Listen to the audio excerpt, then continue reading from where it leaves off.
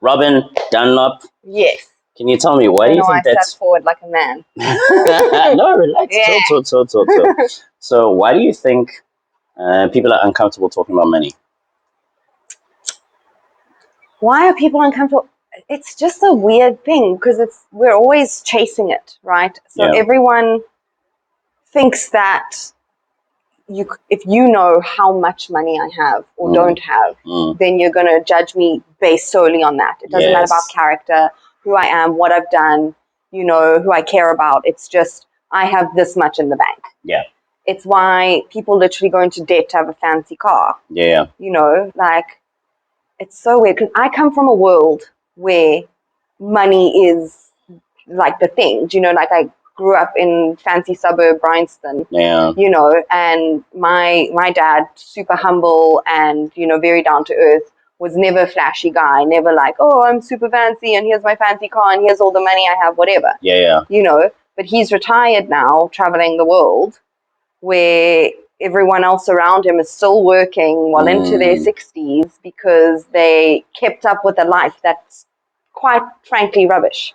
Yeah. And the lunches when some guy's hotshot son is like, yeah, and then I got Bitcoin and we did this and I got that RA and got like $1 million in the bank.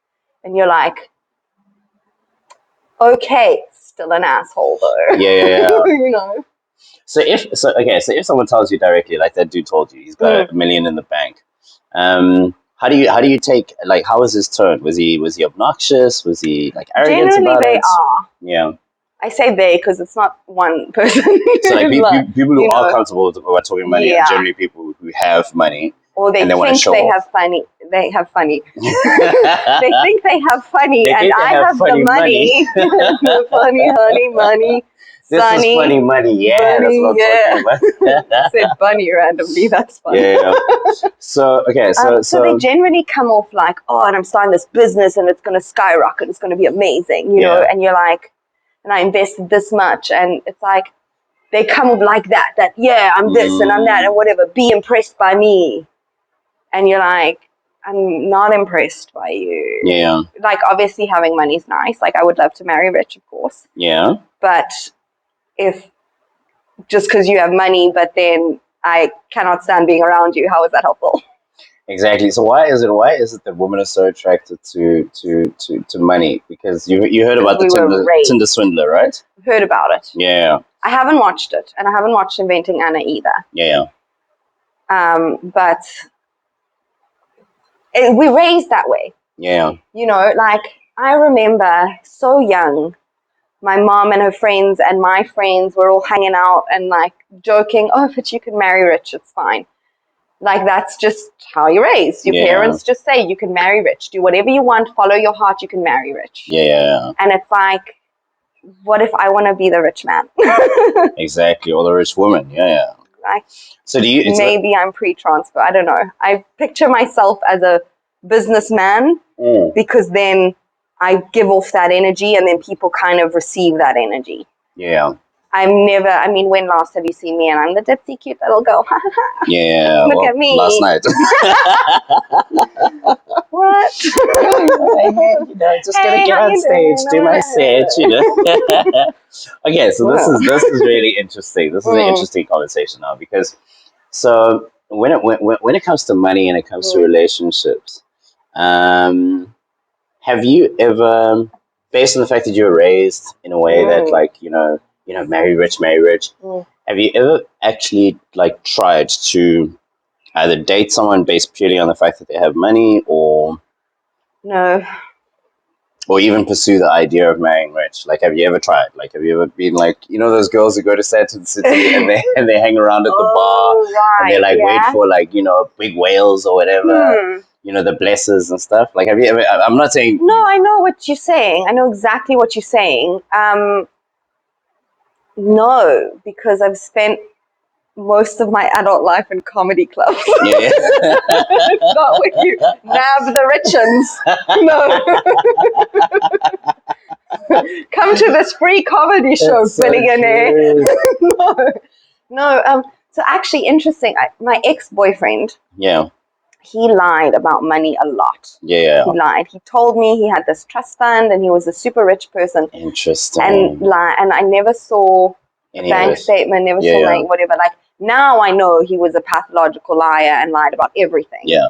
And in hindsight, like, he was super impressed because, like, my family had a house at the Val Dam and we went, you know, for Christmas, and he came with and he's chilling on the boat and he's like, wow, your dad is really rich. Yeah. And I never grew up going, oh, we're rich. Yeah. I'm not rich, it's his money. Yeah, exactly. And I have so many siblings. I'm like, I'm not getting any money. I've never gone. I'm fifth, okay? You're fifth in line.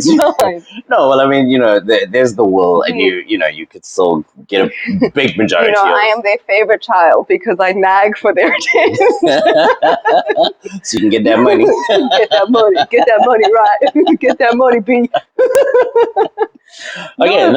So money, I think that also puts me off money, of like, if you can lie about it so easily and you think that's why I love you. Yeah. Then we have a problem. Exactly. So it's something that I've never pursued or looked for in somebody else. I'm very much a connection person, and, you know, I mean, I don't feel a lot for a lot of males, honestly. I don't get feelings because I closed off after all the lies. But every now and then, like, if I do catch a feeling, they're not rich and amazing, you know, it's like some comic in New York, like, broke as fuck. Wait, I know how to pick him. People probably don't know this, but how long were you in New York? So the first stint was 9 months. Yeah. And then I was ejected like a baby.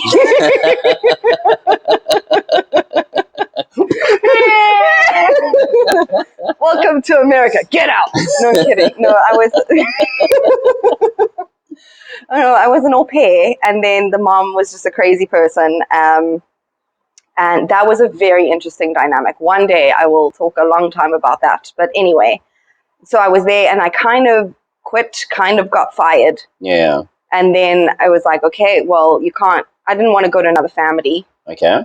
So I was like, no, like, I had an interview to go to another family, and then I was chatting to that mom, and she was like, yeah, so our current au pair's leaving because the dad works from home and she's like uncomfortable. And I was like, that's a red flag. Yeah. Like, I was like, no, thank you, I'm good. Let me go into the house with the nanny cam and the dad in the next room. Like, no.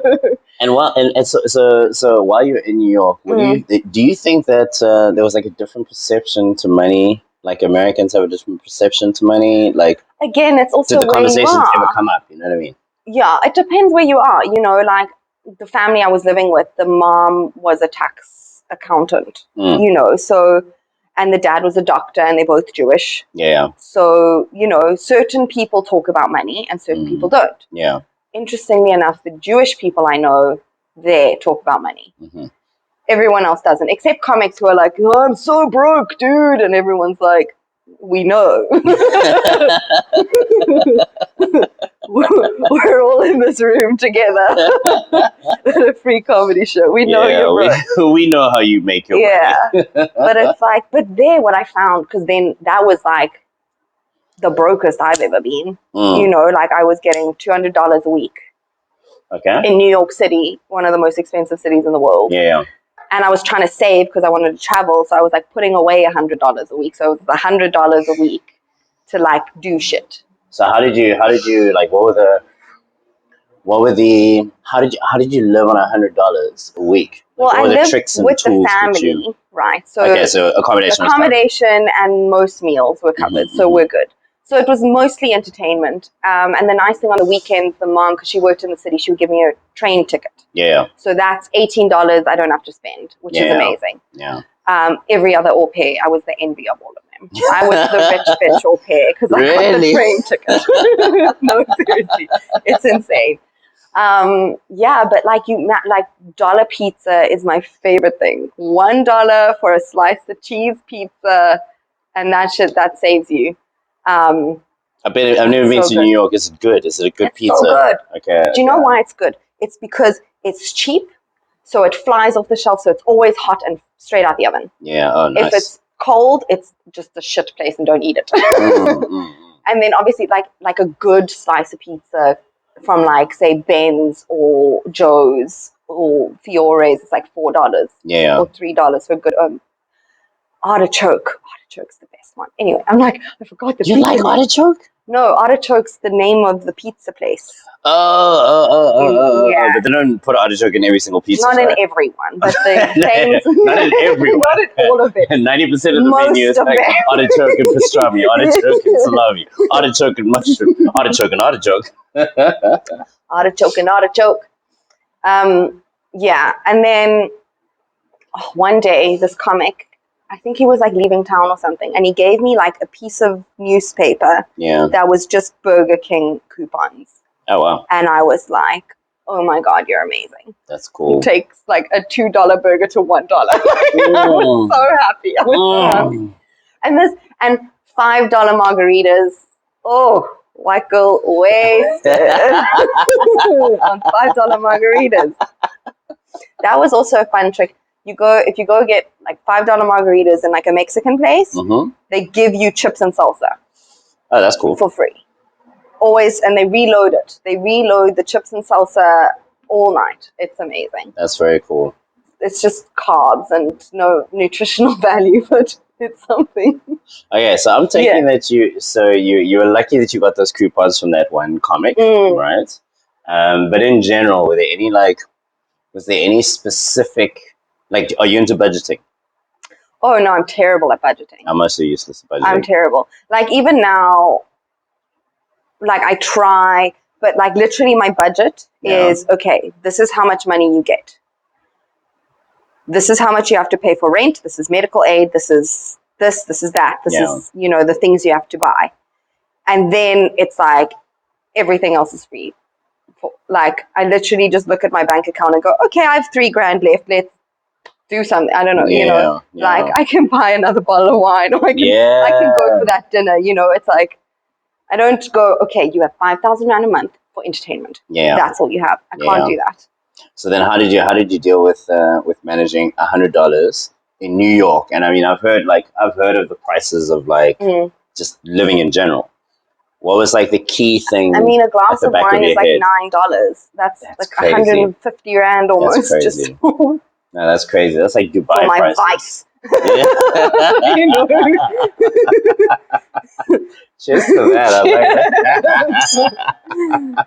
Like you can convince yourself to not do certain things, but it's like but it's exactly what I said. I look at my bank account and I go, okay, you have $20 left. Yeah. And you get paid on Sunday. So you calculate spend about the $20 5 days. Yeah. Okay. So I literally am like, I will spend money until I run out. Yeah. And I always had savings because I always save first. Yeah. Because I panic. Like, I didn't sleep around a lot in New York. Okay, all right, we're going there. For the very specific reason of I was like, what if I wake up in New Jersey and now I have to buy a train ticket back to New York and I can't afford it? Exactly. I was too poor to get laid. Yes, this is why most people don't realize, like, money is like one of the things that we think about all the time, because like there were times like if I had one date when I was in Russia, and it wasn't a date. Yeah. I met a girl at this club and we're dancing and everything is cool or whatever, and then next minute like we get into like there was a bit of confusion because she was talking to another dude, and then I was dancing with her friend, and I didn't realize that like in Russia they take it very serious if you're interested in one girl and then you dance with someone else. They take that as like a very serious thing. It's a silent contract I didn't know about. Anyway, so I bet she wasn't so silent later about it. Well, you know how you get down. Oh. So anyway, no, wait. Okay, so hear me out. She shouted at you in the club for cheating on her. Oh no! Other noises, other shouting. Yeah. Ooh, okay, I've caught up. Go. We are on the same page. Oh, this is good wine. All right. Page, same one. Same page, same book. So anyway, so I'm chatting to this girl. No, I go home and she stayed at the club because it just seemed awkward and I didn't really want to be involved in awkwardness. Then I message her and I'm like, I don't understand what happened. Everything seems so cool or whatever. Yeah. And then she's like, no. You know, this is the situation.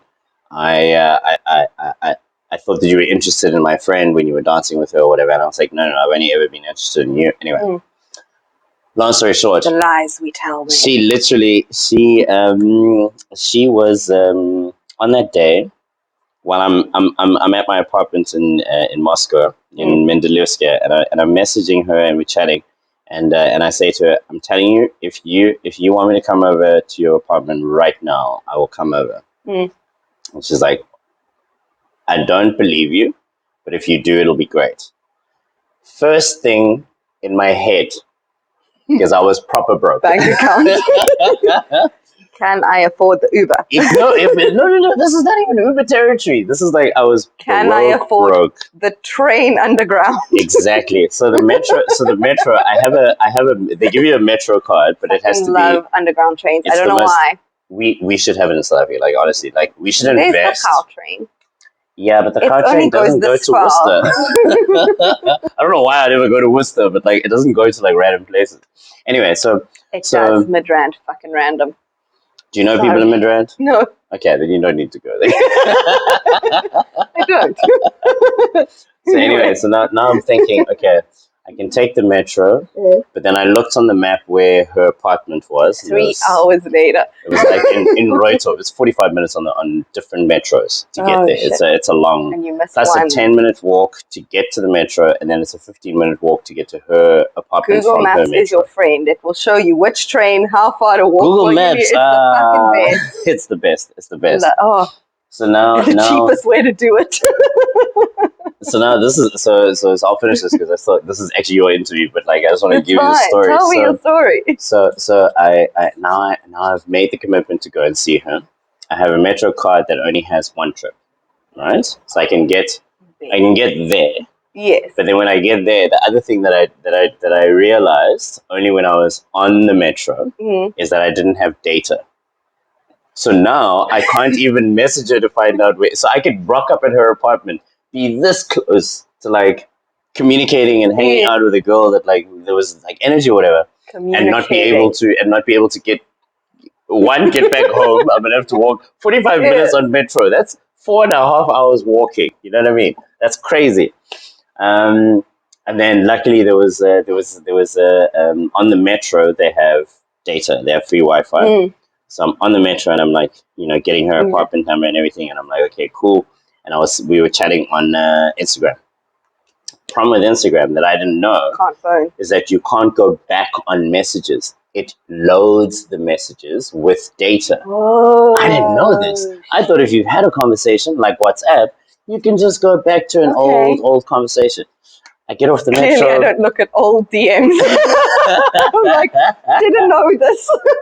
Actually, wait, quick segue. I'm gonna ask you this. I'm gonna ask you this because I want to find out about DMs also. Oh my word! I'm the last person to know about DMs. No, I think there's more people sliding into women's DMs than men's DMs. But long story short, you get there, you get late. Get to the apartment. No. Yes. You said she was screaming at you.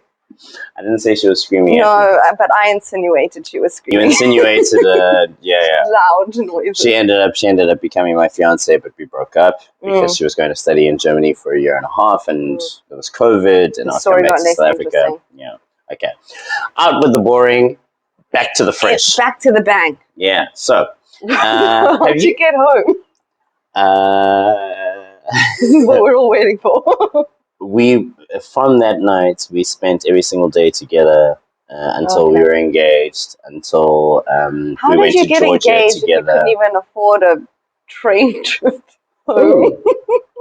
Okay, now we're back on the topic of money, which is perfect. So this was I think COVID was one of the trickiest times for everyone. What? groundbreaking discoveries we're making. I know. Like, don't tell everybody. Don't tell anyone. This is like my discovery. You know? But, hold the phone. COVID was hard for everyone. No. You know, there's some people that, I mean, I've had conversations with people who, for them, they just they were able to monetize the whole disaster thing. When there's a disaster, people can make money from it. Yeah. You know, when there's a war, people can make money from it. You know, but what I realized during COVID is that it was a very difficult time for everybody. But the coolest thing that came out of COVID is that it allowed for remote work, working from home. And the cool thing about working from home is that your home is only what you describe it to be. You don't have to be at the registered address that you put in. You could be working from New York. You could be working from LA. You could be working from Russia, Spain, Brazil, whatever, you know? But also laws. Because there are certain jobs that they're like, if you are working in a different country and you're not legally allowed to work there, you can get kicked out. Yes, 100%. But that's mainly, so this is what I figured out while I was in Russia, is that if you're going to get employed by a company that only has a bank account in that country and they don't have a business entity in another country, they're not able to. They can only pay you if you are registered to make money in Russia because they don't want to deal with the fines, right? Right. So how I survived in Russia is that in this period that I'm courting this girl, I was hustling, because this is what men do when we care about someone. I'm hustling, trying to make sure that I can actually get like serious money. My face doesn't, it just always gives away what I'm thinking. Maybe not the men that you've hung out with, who lie about having trust funds and shit. You know what I mean? That's crazy. Hung out with in the past. I have not met another male with a trust fund. No, I'm kidding. I don't know. But it's like, why were you trying to make money? Not for her. It was to impress her or to buy her something that would impress her or keep her. Or how is hustling for her? Because you care about her. That's interesting. Yeah. So in the mindset that I hustle for my own damn self. Yeah. But maybe that will benefit someone else later. Yes. But I'm not going to do it for an imaginary person in the future. Yeah. Well, the thing in Russia is that they... I just did imaginary and realized how true that is. I was also like, no, she was very real. Right? This is a very, like, the breakup was serious. Like, I'm a real boy, mommy. Oh, no, mommy. I don't know what it is. The word daddy is always sexual for me because I have a bad relationship with my actual father. So daddy is never like an endearment term for me. Yes. And mommy, don't call me mommy. Really? Don't call me mommy. What about mamacita? If you're Central American, sure. You wanted to say Puerto Rican? I wanted to say a specific country, and then I was like, actually, any of them would work. Only if it's like your language. So have you ever heard of any stories where you or one of your friends, have you ever been like any stories that may have me in it? That's when I realized the question was going in the wrong direction. You or one of your friends. Really good wine. Okay, so, and if you want to sponsor the wine, that's a later conversation. Yeah. See, that's why this is why we have it empty, because when brands want to jump on board, you could be involved in this great conversation, and your label would be there. Okay, so I was wondering why you were airing out white wine. Okay. So a story of me or my friend. Doing. Have you or any of your friends ever been scammed financially? Scammed? Yeah. In South Africa, abroad, wherever Well, remember that time the guy lied to me about how much money he had and ended up costing me a lot of money? Yes. To keep up that. I think that's a scam. Okay, so this is a scam. Yeah, that makes sense. Scammed.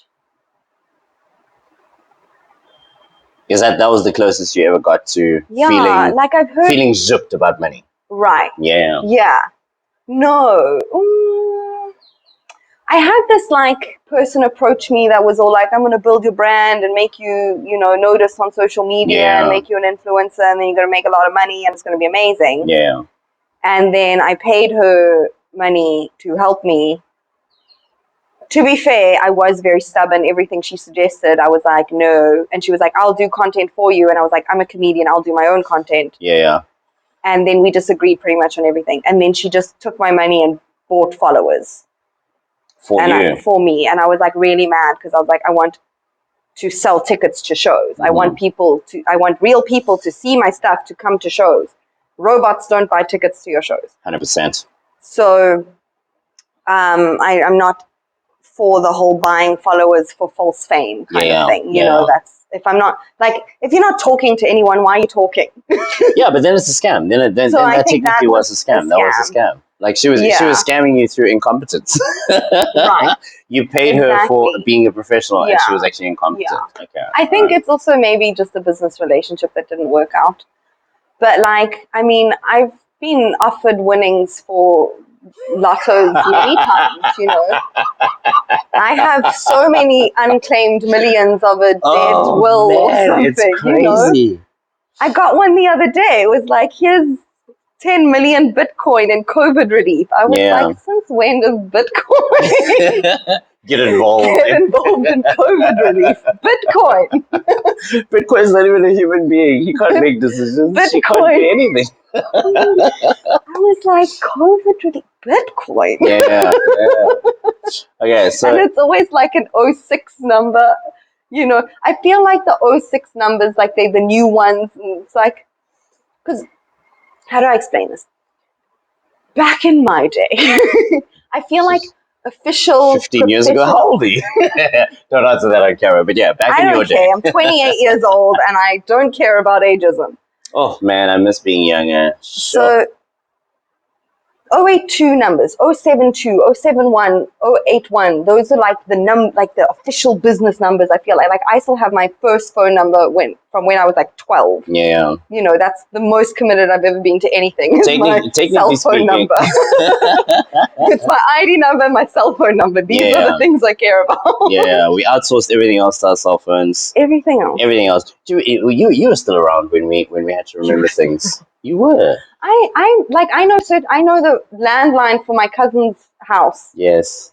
But they don't live there anymore. I know. But I know it. I actually know. I know my best friends. Well, my best friend when I was 5 years old. Mm-hmm. I remember their house number, and they still live in that house, and the number still works. How crazy is that?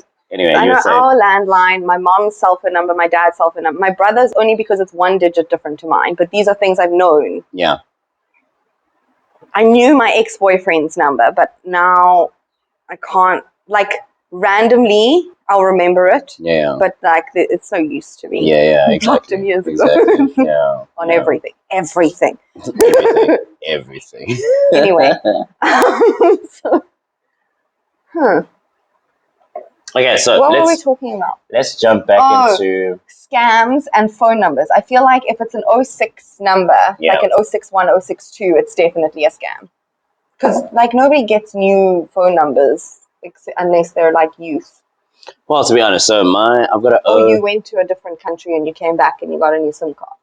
Yeah. And I got a new SIM card, but mine was an 071, which threw me off. I didn't know if it belonged, because 072, 072, 082, that's Vodacom. Anything with a 3, that was MTN. And then Telcel came in, and I think they had a different one. They had 071, didn't they? No, they had another sneaky little. There was another number. They threw in another number in the batch, and it threw us all off. 079, wasn't it? 079. Or something like that. I can't remember. Telcel, you should really be sponsoring this, because I think Telcel's gone though. Are they still around? I think so. I don't know. I was in Russia for 2 years. I don't know. I came back. I saw Rain. I thought maybe Telcel rebranded. No, they didn't. Okay. Rain is just a service provider, internet. Yeah. It's Vodacom, MTN, Telcom. I don't think Telcel exists anymore. Okay, so you think of 061 as scams? I just think it's hilarious. I don't know why, but I think it's strange that if you legitimately were getting, like, money from a will. I almost said winnings from a will. I don't think that's winning. Somebody you love died. Here's some money. Congrats. Yay! Honestly, there are people who get excited when. There are people who really get excited when. No, but seriously, like, when there's like a passing away. Not everyone that dies was a great person. Like every funeral is like, oh, they were lovely and they were an awesome person. Some of you were fucking assholes and you should be dead. Yeah, but you got to say good things if like, you want that money. Babies aren't cute. Not all brides are pretty. I've seen some really horrendous photos, and this bride thought that she was like amazingly beautiful that day, and I'm like, bitch, somebody else should have done your mascara or something. Like, you needed that dress a little bit tighter. Yeah, exactly. Yeah, like. So none of your friends have been scammed. You never heard of any scams? I know of like family friends who have like answered the Nigerian email and then, or like the bank calls and then they give them the information and then, 20,000 rand. My dad has been scammed. Wow. You just said, this is the scariest. That was the scariest. So, 20,000 rand later, nothing really happened. But no, I know. So this 20,000 rand is a lot of money. The bank phones. Well, the bank phones. Yeah, says, the bank. Yeah. I'm the bank. Can I have your bank details?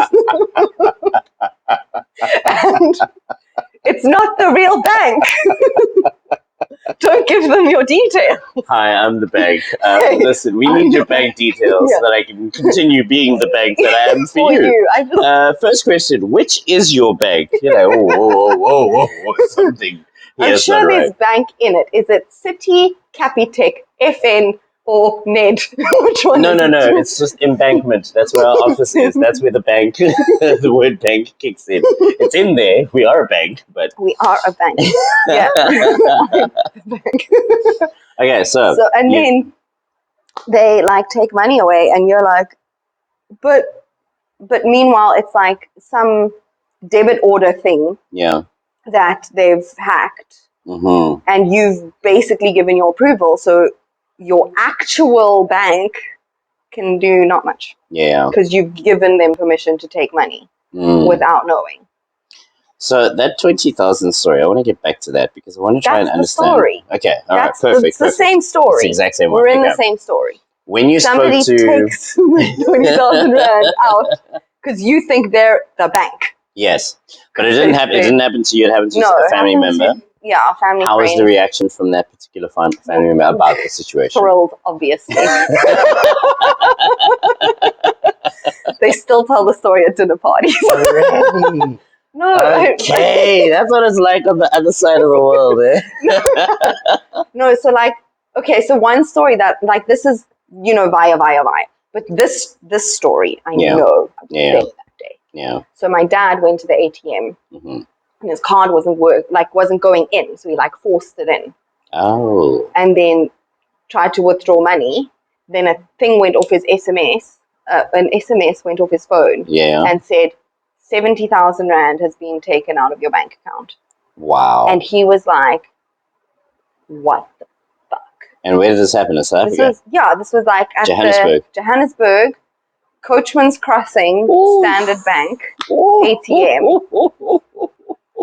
And what had happened is that the person before him had like, I don't know what they do, but they like leave the card in the machine and they set up something. I don't know what they do. It's a fake machine. That's how they do it. Yeah, they like they fake but that machine has been there for years and has been used for years. But that day it was hacked or whatever. And literally then he couldn't get his card in because there was already a card in there. And basically it like transfers the money from this card to that card and then and he was super mad. He will never ever tip a car guard again because this car guard did nothing. I was like, I don't think he knew what was happening. But he will never tip a car guard. I was about to choke on one. Because he got scammed at the ATM and there was a car guard and he did nothing. He just kept waving at other cars to come. It's so nuts. I remember watching Chris Forrest and he had this one joke where he gets on stage and he's like, how crazy is it that I can't talk like him because he's very unique and awesome. And he was like, how crazy is it that we give a random person we don't know 5 rand to look after a 500,000 rand car. You know what I mean? Like, it's so crazy. But 500,000 rand, I don't think he drives a 500,000 rand car. All cars are 500,000 these days. If you want to get a Toyota Taz, look up the prices. Listen, hello, Miss Richie Rich. You must look at how normal people look at. Okay, we say that. My car, the value of it, it's 18 years old. My car can drink. Okay, it can drink for me and I'll drive. My car is 18 years old. It's a Honda Jazz. It goes like a dream. And it is valued at 40,000 rand. Mm-hmm. I cannot get a new car for the value of my car if I crash. I can't do 100%. A down payment, but that car new is not 500,000 rand. Yes, 100%. Do you understand? Do you understand the concept of depreciation? Yes. Okay, so what do you? Because my 300,000 rand car is now worth 40. But do you know why? If you've had it for how many years? 18. It was my mom's first. Okay, I haven't been driving for 18 years. That is 18 is that's a lot. That's a lot. Yeah. They used to give us those calculations on how to work out amortization and what. I did accounting to matric. I did accounting until standard 9. I was doing 9 subjects, and then we only had to do 6, right? And so this is great. Neither of us are actually qualified to talk about money. But this is the beauty of it. This is. Do you understand why it's so good? I did accounting to grade 9. Let's talk about money. Look, let's be honest. I mean, we've got presidents who don't even have matrics, and they're doing good. Because they steal. Hey man, money. Money's money. That's the thing. So I just started this new job, and like the first trainings were all like corporate governance and anti-corruption, anti-bribery, all of that. And it's like, don't do this. And if you get a call from a customer and they say this and they need to charge this extra fee for this reason and whatever, you need to, what do you do in the scenario? Yeah. And I'm like, if you take away the don't do this, you're learning a lot. Exactly. You're learning how to do it. Yes. And I'm also like, this may be your official training, but there's no way every single person in this company doesn't do this. Yes. How do you know this happens if you didn't do it? That's magic. And I'm like, holy shit, that's so clever. I can steal a lot of money. Yeah. I just choose not to. Why? It felt like you wanted to say something else. I could. I just need to find the right people. And there was that Charlie dude who I was dating, and he told me he had a trust fund. Because they put extra charges on shipping for no reason, apparently. All the scenarios were like, if the shipping company gives you a whatever. I'm like, I never speak to a shipping company ever. Yeah. My job is not in shipping. It's crazy. If you get invited for a fancy dinner, that's corruption. I was like, what? What happened? I feel like the olden days, everything happened over fancy dinners and Friday night drinks. That's how things got done. And now nothing gets done.